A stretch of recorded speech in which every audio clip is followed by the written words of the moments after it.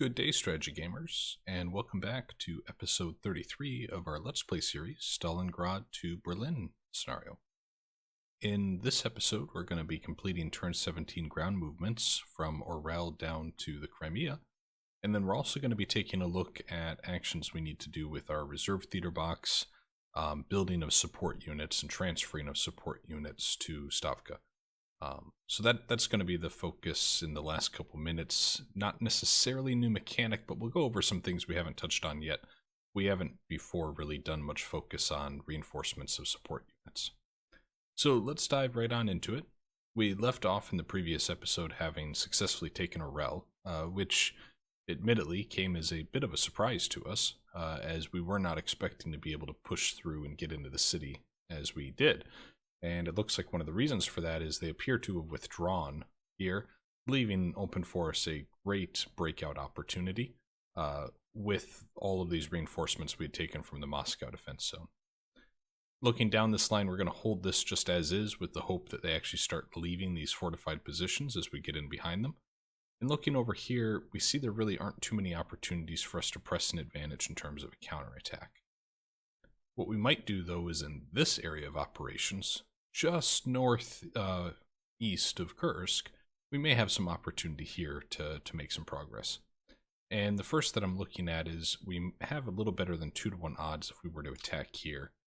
And looking at these units, well, they're not very well rested. They certainly are not very high fatigue. So I think we might make an attempt to actually break through here with these 2-to-1 odds that we have. So let's see how this goes for us. Looks like there was another division that was committed to the defense. That probably means we won't be successful. We did reduce their fortification level to 0, though, so that's helpful. And we see they do have 50 armored fighting vehicles in that unit. So let's actually take a look to see what it is they have there. There's the Romanian division that was helping with that defense. And we look at the details here for ground losses. Looks like they have a lot of SP guns here, whereas we just were able to commit some light tanks that were probably part of the cavalry guards, I'd assume. I don't see what else in here might have been involved. So that turned our odds only to 1.6 to 1 because they had that additional unit defending. Let's see if we can't maybe take the 15th Rifle Division, move them over here, and then take the 8th Rifle Division, and let's also take the 11th Tank Corps. Oh, sorry, we have to empty something out of this hex first. Probably the 37th we'll want to take back. Let's try to press with this 11th Tank Corps that we have up here. And now we're going to make another attempt at this. We have 2-to-1 again. And this time we did push them back. And adding that armor from the Tank Corps really did help us. So that was a successful counterattack. And then next turn we can try to focus in on this unit right here. We see here that, well, we have 17 in terms of, well, see, now I'm thinking, let's bring over this Rifle Corps here. And if we take all of these in attack, that's actually 3-to-1, so we're going to go for that. It's almost 3-to-1, I should clarify that statement. Looks like they managed to hold, but now instead of fortification level 3, they only have fortification level of 2. Now, of course, the consequence of this is things like the Tank Corps and the Cavalry Guard really have high fatigue now, which is probably going to limit our ability then in the following turn to have a breakout. So it was a risk that we took. Would have been nice to have pushed back both units, then forcing these two panzer elements to pull back. But now we're probably in a worse position for next turn, as we'll need more than one turn to recover the strength of these units before attempting another counterattack. So not every battle we're going to win, and that's okay. Looking over here, I think we might want to finally take a chance at pushing into this hex, forcing back this unit, forcing them to spread out the strength of their defensive line here. We just have to be cautious because they have an offensive combat value of 16 because of the 3 hex perimeter that they've built up here. So we're going to take this 13th Guards, which is part of the 62nd Army that we had moved in from Stalingrad. We're also going to take, I think, the 4th Tank Corps. And let's actually just take these two, press the attack. They were routed, so that's good. And now let's find probably the best infantry division to move up in there for support. And I think it's probably going to be the 95th Rifle Division. So we're going to move them into this X. So now our defensive value here is about 13. So that should be enough to hold off against their 25 that they have. While it is 2 to 1, I kind of like our odds there. We might... So this 4th Guards Tank Corps, we might actually pull back if we can. Let's see if we can do that. So let's pull back the Tank Corps. And instead, let's take that 100th Rifle. Oh, we can move them up to here. That's tempting. That's very tempting. Do we have other units that could make it all the way there behind their lines? Doesn't appear so. We go from over here, it's also running them to their completely fatigued. So we might have to wait there. But I'm encouraged that now maybe next turn we can force these units into a decision. And at the very least, what we've done is we've put ourselves in a position where we have the combined forces here is 36 combat value, and over here we're up to 17. So they don't have any units to split here, right? This is just the 15th Infantry Division in its entirety. But over here, if they bring over the remaining Cavalry Division and the 331st Infantry, I think it's actually a brigade of that division, that then probably weakens their defensive position down to 23, and then we can start looking at some options here. In this, we just have depots. Where's everything being supplied out of? It looks like a lot of these units are being supplied out of this hex right here. So I think what we would want to do then is actually move up these 3 HQ units to this city and help with that distribution of supplies.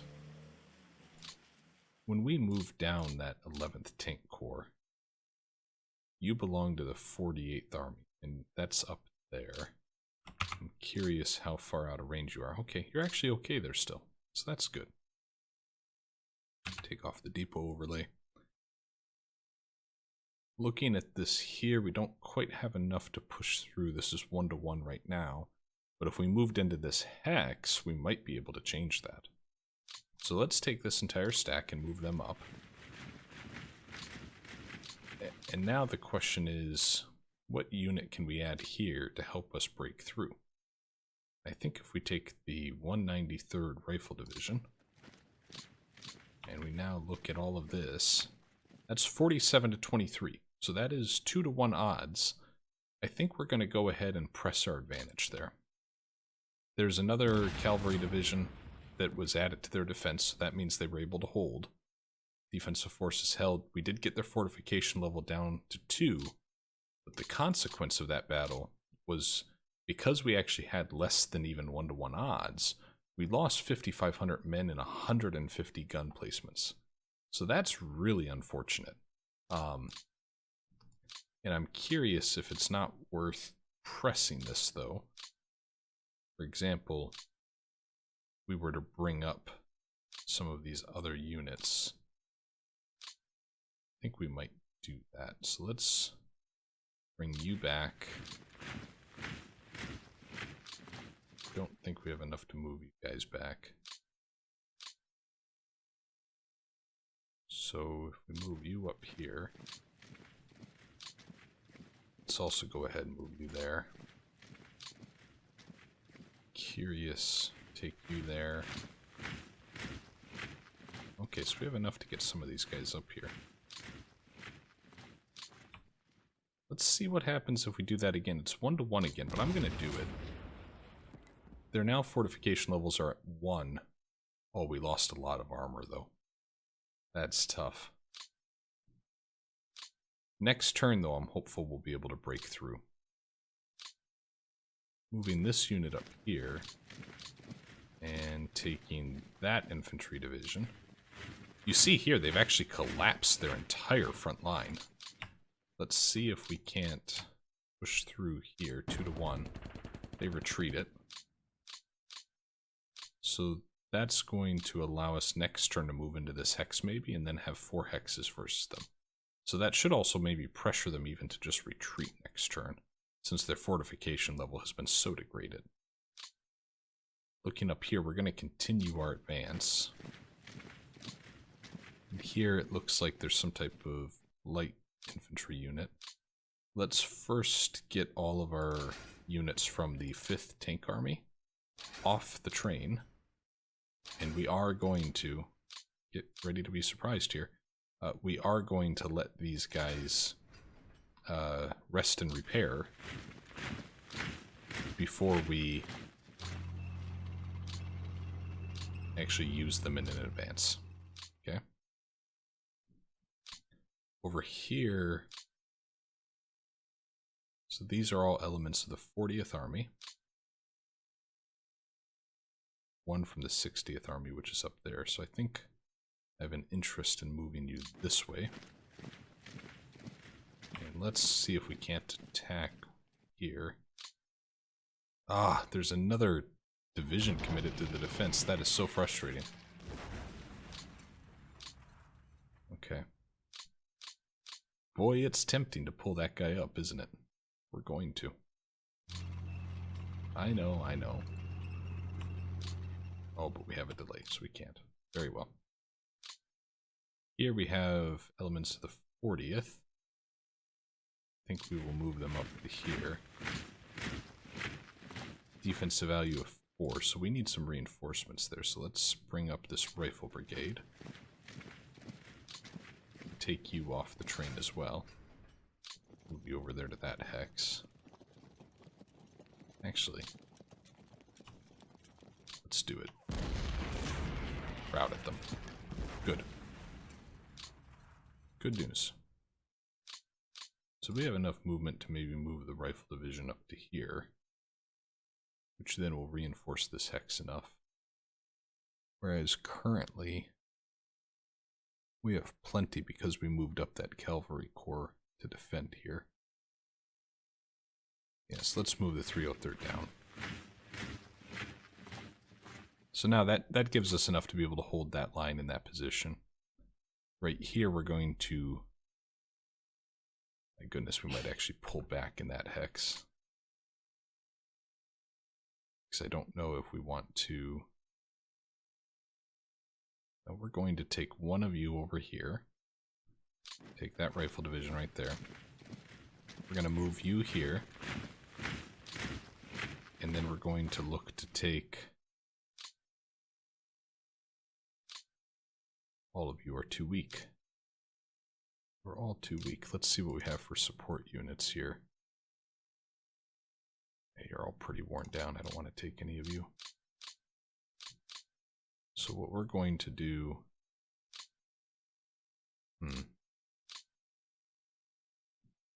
Left ourselves in a difficult situation. So I'm actually going to pull them back again. So what we did there was we eliminated their fortification level of 3. We then realized we didn't have anything from this stack that could provide reinforcement. So we then withdrew back, and this is actually going to help us then reduce fatigue by not being on the front line against the unit, and help our combat preparation point recovery. And by being in fortification level 2, it reduces the attrition we take because of the winter-like conditions we find ourselves surrounded in. There's lots of benefits to that decision we just made there.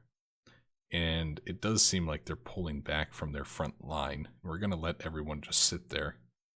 Here we really are struggling with our forces. Did they counterattack in this area in the previous turn? No, they did not.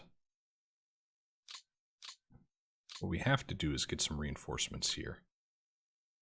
Unfortunately, we are just... These guys are just so hurting. They're at 50%. when we look at this stack, it really is not much better. You're probably at about, some elements are below 50, others are at 70. So we might just have to pull back this entire stack. Fatigue's also moderately high. I would rather just let them recover. By keeping them there, we're not really gaining anything. I would so desperately like to finish taking this entire rail line that's north-south, and it's been just one of my desires for the last 5 turns, but we're not going to be able to take it with these guys. That's the end of the story, really. Over here, we're in a much better position because the fortification level of this hex is 3. So that's what enables us to hold out there. Okay. Looking up here, though, as we'd started to move units north to push through, we actually have areas of opportunity to where we can have success against them. So already here we've got, looks like we've got 2-to-1 odds just in this stack alone. So let's see what this looks like. We attack here. So we retreat at them. Good. And these 2 rifle divisions, I'm wondering if they move up into this hex. And then can we take, wondering like the mechanized corps? Would that be the best to move over there? Or would it be better to bring the 4th Rifle Corps? I think we might move the mechanized. There we go. And here we have defensive value of 7, which is enough against the 10. Here we have defensive value of about 8, which should be enough against the combined 12 that they have. The threat, right, is if they bring like this armored division down, or if they have panzer units back here, they decide to reallocate for a counterattack. But we can't live in the world of ifs there, so that'll be okay. Looking down here, don't really have too much opportunity against these 2 hexes, but in the center we do have an opportunity. So I think we're going to take this first guards. We're going to have the artillery support. So that gives us almost 3-to-1. We're going to give it a shot. They retreat it. So that was successful. Now I think we will pull them up. And we will take whichever 2 rifle divisions are doing best here. Goodness, look at this. Some of these units have gotten so bad. They're at 30% in terms of rifle squads. 14% in SMG, 12%. Oh, that's awful. We need to get them into refit. These guys are actually all survivors from the Stalingrad encirclement. And maybe would have been better off just leaving them up near Stalingrad for a little bit. Speaking of Stalingrad, before I forget, we need to take, I think I had a motorized unit somewhere in here. Right here. You do not have enough to get up there. I need to somehow get that hex. So we're going to bring you up. And then for next turn, hopefully, you'll be able to get there. So I'm not sure what's going on. Anyways, back to the front. I'm going to probably just let these guys sit in the reserve for a while. And let's bring up the artillery here to help with the defense of that hex. So they have combined 22 attack versus our 10. Over here, we're sitting at 7 versus the 10. Let's see if there's anything we can attach. I think we'll add the 409th Destroyer Anti-Tank. And we'll also add, they're really kind of hurting. I don't think we're going to add the anti-tank regiments. Let's see, maybe we take this rifle division. You're just, God, these guys are suffering. We need to give some of these a rest off the front. Let's take the 203rd and move them down. Yeah, okay, so that adds another 2 there, so that should help. The entirety of the 66 army we are just going to let be there. Where do we have depots? Don't have any depots up here, which means these chips are getting their supplies from all the way up here. My goodness, that's no good. That is why it is so important to get this rail line recovered. Okay, you're gonna have to tough it out for a little bit. Back here, these rifle divisions might just you up to help reinforce and kind of stay static otherwise. Which heck's probably here because they're more vulnerable. You can sit in the back. Probably put you just on, might even bring you all the way back to the HQ unit on refit. We don't have any depots over here, do we? We do. Okay, yes, I'm going to put you on a depot on refit, I think. Unless there is a unit that is in more need of it. I don't see one. Not from this army, at least. So we're going to bring you back here. Toss you on refit. Okay.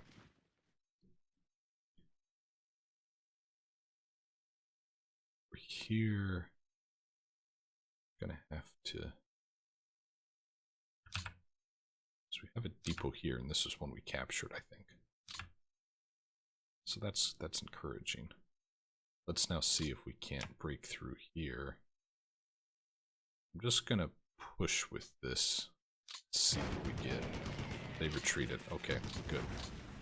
Now I'm gonna take this rifle division and move them up here. And then we will take these two units and move them up as well. So then if we take this stack, we could go there, we could go there. We're gonna go here. Nope, can't. Don't have enough. Fair enough.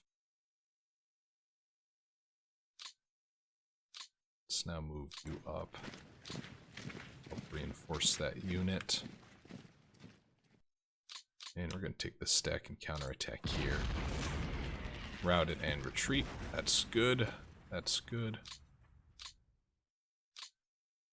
Over here we have more units that can help out. I think we'll take 223rd Rifle Division. Put them there. That was the artillery. Gosh darn it. 223rd. And the 417th. Then next turn we're setting ourselves up for an attack here.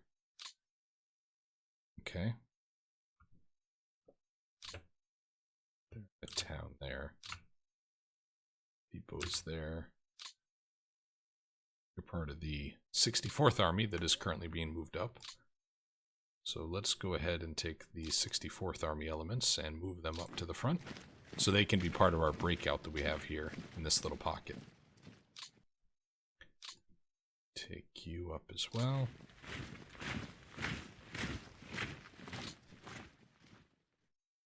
Fourth Army comes up.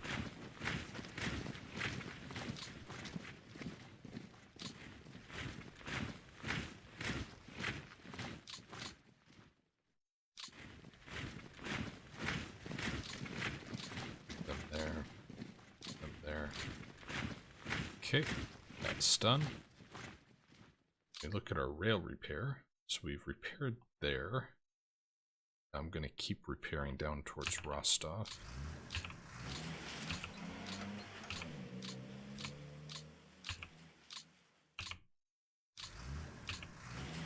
Okay. Gonna need to remember to come back to you. Let's see, where else could we go? Don't quite have 2-to-1 here. Certainly I think makes more sense to press an advantage in this hex. So let's actually see if we can't take just one of these rifle divisions and push. Oh, we're gonna need both. Let's go ahead and attack. They retreat it. Now can we take these two rifle divisions and move them up? Looks like we can't. Interesting. Don't have enough. So we will simply move up some of the elements to reinforce the line. And the next turn we can look at pushing more strongly. Back here, we're going to take the 300th Rifle Division and move them up.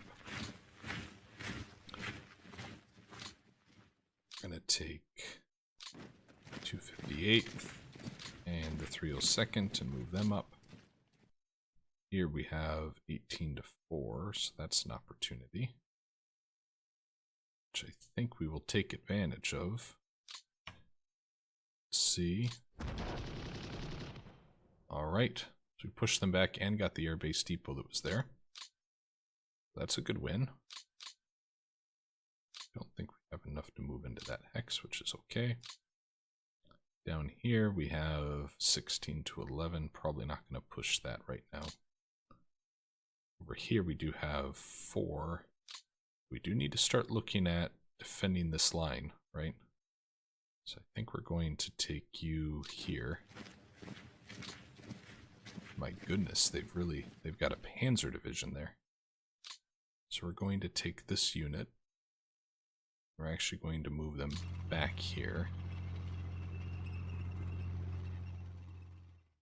And yeah, we're just going to retreat actually to the other side of this river. They will have to stay up there. Okay. Yeah, I don't think it's... It was nice to have taken that, and it did exactly what we wanted, right? We literally talked about this in the 2 episodes ago, where by pushing up there, they're now forced to deploy all these units to try to stop us from cutting off these supplies even more severely than we already have. And that's exactly what they did. So all these units that are here are units that were not able to be allocated up here to help with the defense north of Stalino. So that was a good success, I think. Let's take these units and push here, I think, just because we want to keep the pressure on the center of Stalino, right? We want them to bulk up right in the center. The shortest path from us to Stalino is where we want them to focus, because then it makes it easier for us to go in around on the flanks, and we will likely have to flank and surround Stalino to take it. Alright, they retreat it. Lost 14 armor there. That's good. That's good. This HQ unit we're going to move up here for the 28th Army. I think we're going to have to leave you right where you are. We're not going to move you up, we're going to leave you right where you are. Alright, so now let's look at finally taking out Rostov. Let's see if we can't just do these 3 stacks. Do these 4 stacks. Heck, we're going to just go for it, make sure we get this done. That's more than 2 to 1 odds. And they surrendered. That is 35,000 men off the table for the German forces. And we now have complete control of Rostov. Now we're going to look at taking elements of the 28th and 65th Army here to help reinforce the front. So we'll take that cavalry unit all the way up here to help. Good. And we'll also take this 4th Guards unit over here.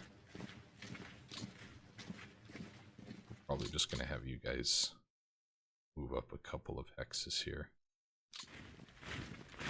Kind of declutter this area. Really, we want to take these rifle divisions and get them moving up towards the front.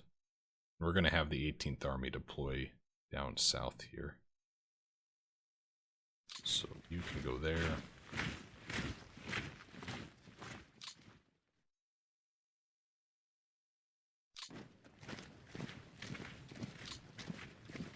And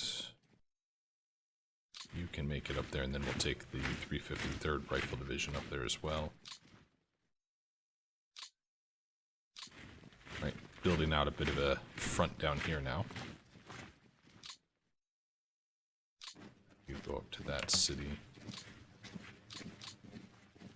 That rifle corps is just suffering. And take these 2 units and just move them up a little. Okay. So there's those movements. Take these are 37th and 9th Army. think what we might do, the 37th Army, I think we're going to move down towards Crimea. Yeah, we're going to take the 37th Army down to Crimea. So all elements of the 37th, we need to come south. Which, a lot of them were involved in the attack. So now I'm probably going to forget about moving the 37th down. Which happens, it happens. The 18th Army HQ, we're going to move up here. That hex, now that they're pushing here. 37th Army, there you go. Well, I can move you at least. And then pretty much everyone else, we just need to start moving up here.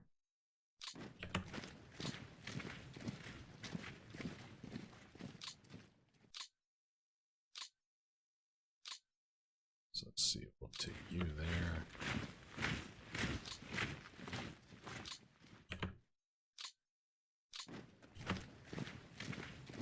Right.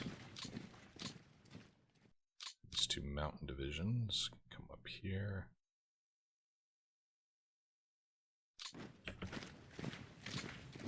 And the 51st Rifle Division bring up here to the front line.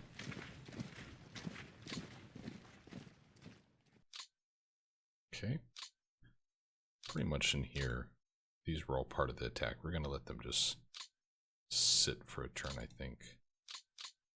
We don't have enough to move into that hex. And moving them anywhere here just reduces their... No, we're going to move them here, get them into the city, and then reduces their attrition.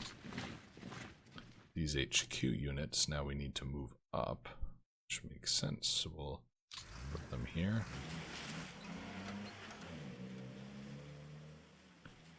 Not going to forget about our rail unit that can move one more. Now when we look at this rail line, really, once we get this taken care of, that is a rail line all the way down then to Rostov, which is great news. Let's, while we have this up, maybe take a look at these guys and have them repair.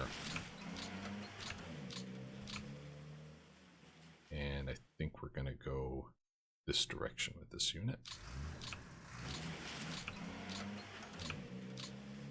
There we go. Then you, we're actually going to reallocate you to the Smolensk front. So let's switch over to rail movement mode. And we're going to get you as far up here as we can. Where it makes most sense. We'll bring you up to Tambov. Okay. Good. Good, good, good. Well, we're on a... normally do this at the end, but while we're on this rail repair kick that we have, let's keep going. I'm gonna move you there. I'm gonna keep repairing this entire route up towards Rostov. This main route, right, that has the double track. Okay. So that then will connect over towards Grozny. And then you will stay in the Caucasus region and just repair all of these rail lines will be what your focus is. Don't think we have any more armies to move here near the front. We're probably okay. Let's see if we have any units stuck back here. We do not. So let's go towards the Crimea. We're going to continue moving down elements of the 47th Army. Let's move them there.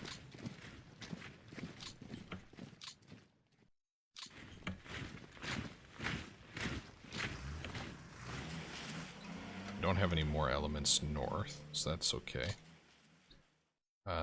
You are the two units that had routed the previous attack on the Crimea, which was of course very unfortunate. So we'll start moving you back up towards the front. And then here, time to break out. Let's have this Rifle Corps advance first. Go there, go there. Okay. I think we'll move you up to here. Move you here. Okay. Then we can start bringing across more elements.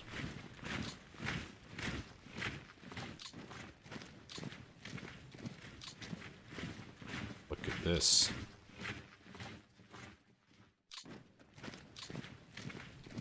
We are invading the Crimea.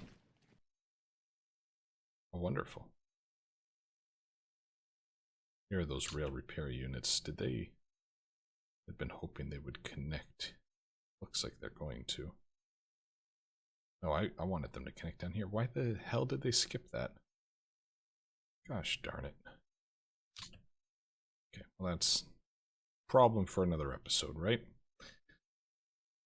So we've officially cleared out the Rostov pocket. We've continued moving on Stalino. We pulled back a little bit south of Stalino given the amount of forces that they did have present there. And we're building out our entire front line, reallocating the armies that had surrounded Rostov to the southern front south of Stalino. So that way, as we push into the south underbelly of Ukraine, we can really stretch their line as much as possible. Up here in the north, we had a lot of good progress. We didn't get as much as we wanted, though, here on this rail line moving north-south. And when we turn on the highlight map of where units are drawing their supplies from which depots, you can see this is continuing to be an issue where south near Rostov, they're still coming in from this port, and anything north of about the Donets River is coming from all the way up here near Voronezh. And that's why we're having such difficulties with our supply. Hopefully this rail unit coming this far down to Rostov will start to help that situation. But really what we need is to solve this hex right here, so that way we can have a rail line coming direct from Stalingrad to this pocket. So those are going to be some of the focuses for the next couple of episodes. Now, as I mentioned, what we're going to do in the last portion of the ground element of turn 17 is we're actually going to go through and again look at the theater boxes, then our reserve box to see, okay, what support units do we need to construct and which do we need to start transferring over to Stavka? Because when we look at some of these armies and the support units available, we're really starting to get to some slim pickings on some of them. That was actually a pretty good example where we do have a lot of stuff, but in others, it is looking very difficult. Let's take this rifle division. Yeah, so you can see here, well, again, they're doing pretty well. But over near Adritsa, I vividly remember a number of these armies having next to nothing left. First Shock Army actually has a lot. Well, look at this luck that I have for finding a good example. Third Shock Army, maybe? Was that it? No, you have quite a bit too.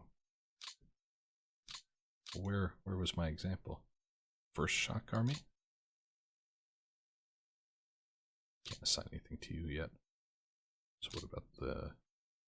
Oh, whatever. I think you guys remember seeing what I'm talking about, where there just really isn't much available. So let's first deal with theater boxes. So we see that we have the Transcaucasus theater box back to its required air support, which is good, right? In the northern theater box, we actually saw that we dipped below green, and that's because this naval element went down to 99%. Otherwise, they're still doing quite well.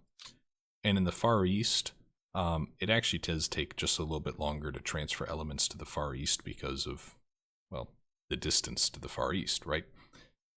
So let's now go ahead and take a look at our Build New Unit menu to see what we want to start building that can help support us with support units. We've already done some tank corps and mechanized corps that are going to be deployed to the new armies that we're creating with the 2nd and 3rd Tank Army HQs. But now let's take a look and see where we can add brigades and regiments that can support our division and corps level elements on the front lines. One of the first that I want to look at is actually these motorized brigades. Because I think these could be pretty useful as we get to the summer months. So we're going to go ahead and build 6 of these, I think. So we'll go ahead and do that. And then these motorcycle regiments, again, I think it's a similar situation. However, we can't have too many of them, so we have to go just to building 3, and then we're going to hit our cap. So we're going to build 3 motorcycle regiments. Ski brigades I have really been enjoying in these winter months in their combat effectiveness when deployed in these blizzard-like conditions. However, you can see we are actually way over our unit limit, where we have 29 of them and our limit is 5. For rifle divisions, we're not looking at the division level, right? We're looking at brigades and regiments that can be attached. So let's look at this rifle brigade, and let's actually build out 9 rifle brigades that can then be attached to our frontline units. I don't know that we want to mess with any of these flame tank battalions. I'm certain they're valuable, but a lot of times when we're using support units, we're also doing it to kind of tactically address defensive frontline issues, and these certainly are only an offensive weapon most of the time. So I don't think we're going to touch that. We already have a number of heavy tank regiments that we could move to Stavka HQ support. Looking further down the list then, we're not going to look at airborne. Cavalry I'm not too terribly interested in. When it comes to artillery pieces, I think that what we will do probably next winter is look at some of these super heavy howitzer brigades and things like this, as we look at breaking down very large fortress-like positions that the Germans may be creating around areas like Odessa or Königsberg, etc. I think at that time we'll look at some of those options.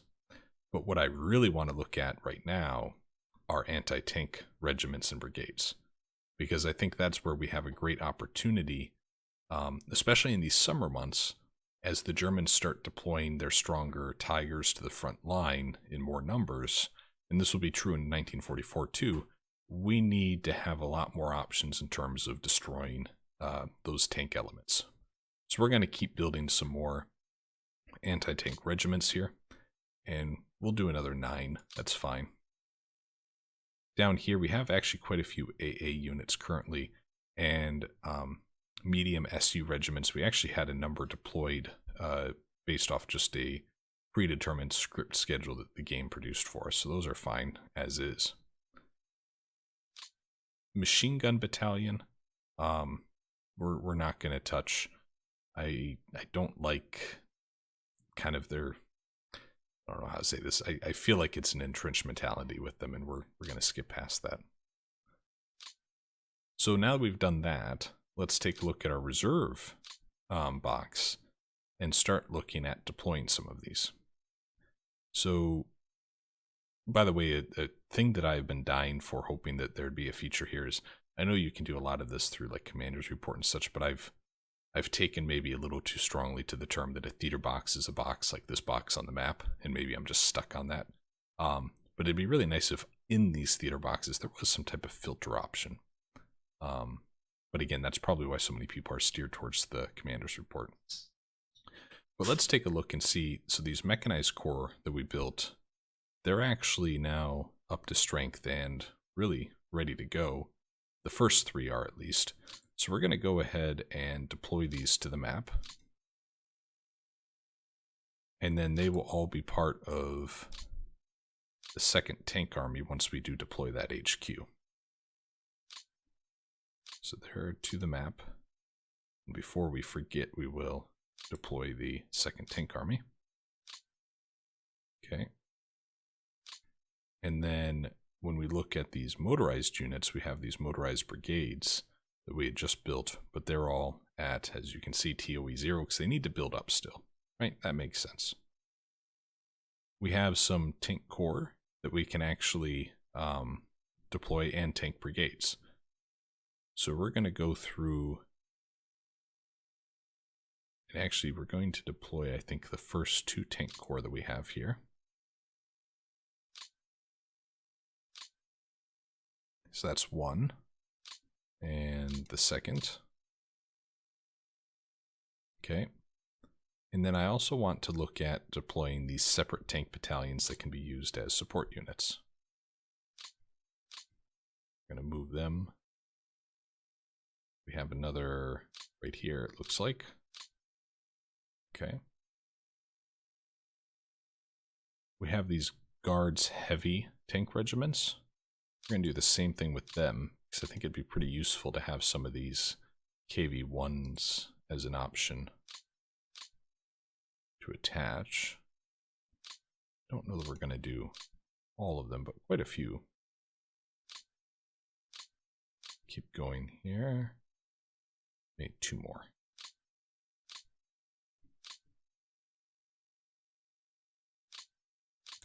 And last one. And then we're going to go back and keep adding some of these separate tank regiments. Not all of them, but some.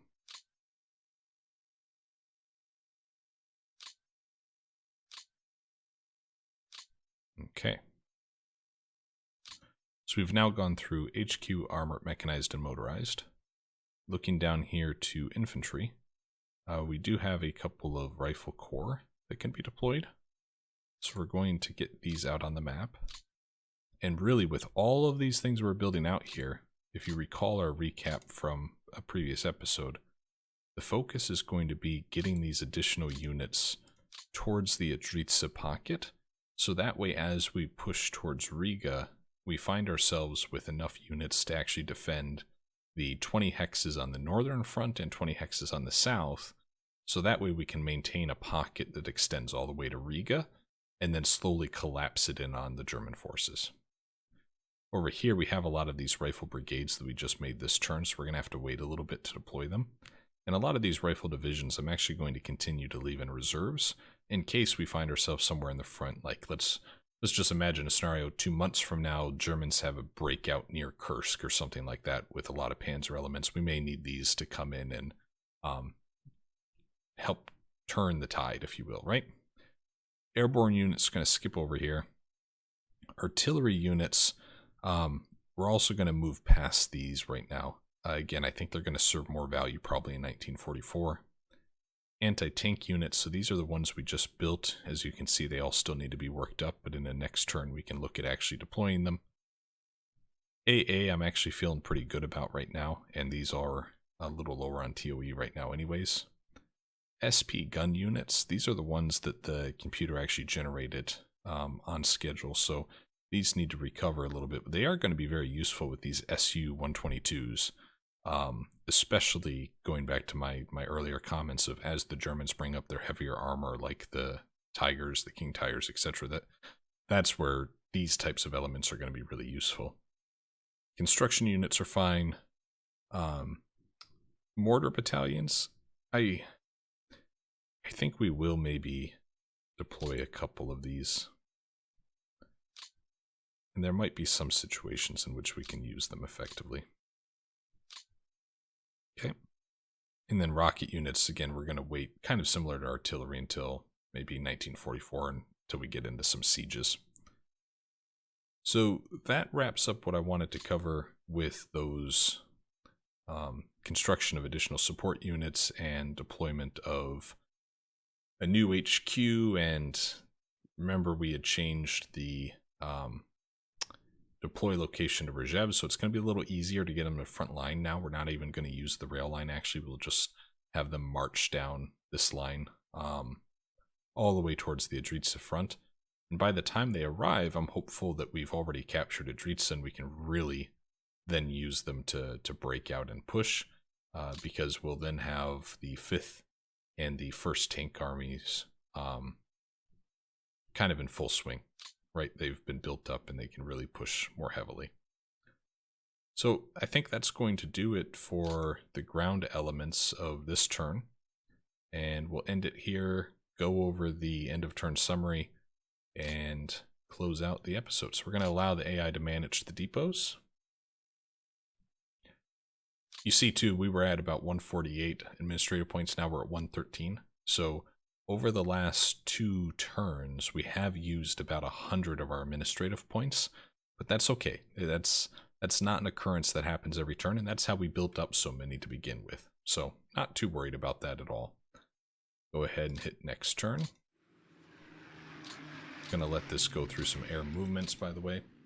I don't think I mentioned in the previous episode at the start of turn 17, but the weather forecast for next turn was more blizzard-like conditions moving in, which is just shocking and stunning and convincing me more and more that especially the north of the Russian front I will never want to move to.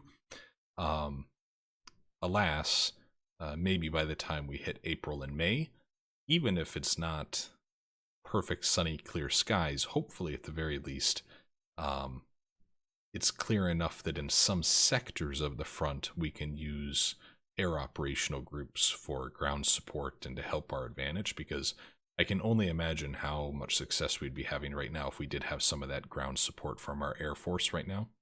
And I'm also very optimistic because unlike the Germans, we have consistently maintained our reserves of airframes.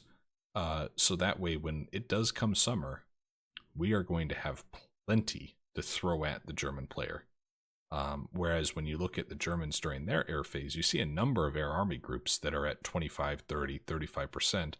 Most of them are recon, but they are suffering a lot of operational losses each turn that just feel so unnecessary to me. And it's not like they're using those and getting some type of great land battle victory because they've done that. Have they probably had some situations where they've been able to redeploy their armored and mechanized units more effectively because they've run the recon? Yes, that I do think is true, and I have questioned if we should also do something similar. But we're going to maintain with our current strategy, I think. So they've run 142 sorties just in the first 2 days of this turn, with 8 losses, and all of them are operational losses because we're not trying to intercept them at all. And since they're recon, they're probably flying above any type of flak altitude, so they don't have to worry about that. So they're losing these forces simply by taking a plane up in the air. There's always a chance of an accident, landing gear failure, a pilot isn't experienced enough, etc. That's what's causing this. So they did 250 sorties and had 20 operational losses. That's been consistent every turn, which means for the last 10 turns, they've ended up losing 200 airframes that maybe weren't necessary. Oh, wow. Okay, so they moved in a lot of forces to counterattack us in and around Smolensk. These were not here in the previous turn. These two specifically. So we've had a couple of losses already. That's 3 now where we've been pushed back, I think. That's down by Adritsa. I'm actually pretty okay with them counterattacking there. We did have a rifle division route here. Oh, this is the incredible line that has not moved the entire game. That's interesting that they're finally pushing there. This is down closer south towards Rostov. We managed to hold them back here. I feel like they might try a second attack. Let's see. Yep, they did a second, and we did have to retreat back. Okay. At the very least, though, we caused them some losses. That's going to cause them some fatigue, etc. They did a third counterattack, and we actually held. So that's encouraging. And hopefully means it's going to be a little easier for us now next turn to break through that line.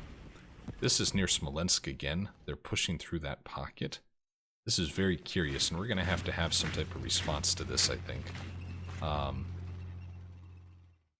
Honestly, that was not something I would have expected from the German player, pushing through this heavily forested, swampy-like area as their point of counterattack. It's going to be an inconvenience, certainly, but it's not like this is going to have a meaningful impact on our advance on Smolensk or our advance on Adritsa. We can just take this army group that we have right here. I shouldn't say army group, because that is technically an incorrect term. We'll take this army that we have here, and we'll continue pushing west and just cut them off. So it's not really any type of loss in my book. And that was all they had for counterattack. So in total, I think we lost 5 battles, which is 2 more than the previous turn. And really, I'm pretty okay with that, considering how successful our turns have been in our ground attacks. They also did not manage to counterattack and be successful in any of the key areas where we have strategic desire to advance, like Adritsa, right? They didn't manage to stop us there, which I think is very important. And just means our plan continues to be successful. We're going through our own AI phase right now, and at the conclusion of this, we'll go through, as we usually do, the end of turn summary and the new events. Yeah, I love this game. This guys has been such a fun game to play. Really glad I got into it right at release, and it has convinced me that I will spend many more months, years even, now playing Gary Grigsby games. Now that I feel like a lot of the mechanics I've learned in this, I'm going to be able to translate, or at the very least, give me a good starting point for things like War in the Pacific and War in the West. Although looking at the map that they've built for War in the East too, I, of course, I think as many of the players do, have this hidden desire that they just slowly unlock different portions of the map, and we end up with just some grand strategic European theater game. I think that would be pretty incredible. I will point out, I think it would be very challenging for them to do. I think there are a lot of ways they could do it wrong in terms of how combat was on, say, the Eastern Front versus the Western Front. But I think it would be quite the thing to see this similar model, this modern interface, this modern game presenting the entire European theater. So we'll see. That's probably some ways off, though. End of turn summary, we had 70,000 men in terms of losses, 1,300 guns lost, 557 armored fighting vehicles, 154 airframes. That feels almost identical to me to the previous turn. Our order of battle had net changes, though, of positive 110,000 men, which is just stunning to think about. We are positive 1,700 1,700 guns, 780 armor, 287 airframes, whereas the German player lost 46,000 men, 223 gun emplacements. They did gain 86 armored fighting vehicles, and they lost a total of 27 airframes in net difference. Our number of units on low supply has pretty much stayed flat turn over turn, and has stayed pretty consistent for about the last 5 turns. So again, really encouraged by that. I know we have opportunities for supplies south near Rostov, but I do see a light at the end of that tunnel. Looking at the new events, there's only 2. They continue to not have enough forces in Western Europe, and I'm hopeful that their continued growth in armored fighting vehicles turn after turn is because they are neglecting this theater box, and maybe others as well, with armored units. I'm hopeful that that's what's causing this, but this is going to have consequences for them long term if they continue to have theater boxes without enough support. So they lost a victory point, and they lost an administrative point. We also see, as we have every turn, that Soviet partisans continue to do what they do best, which is annoy and scare the living crap out of the Germans behind their lines. So that wraps up this episode of our Let's Play. We will be back for 2 episodes on turn 18. And as always, want to say thank you for watching the video and the series and giving us a listen. If you have any questions, feedback, or comments for me or for the game, please leave them in the comments section. I'll do my best to address them. And with that, have yourselves a great day, strategy gamers. Bye now.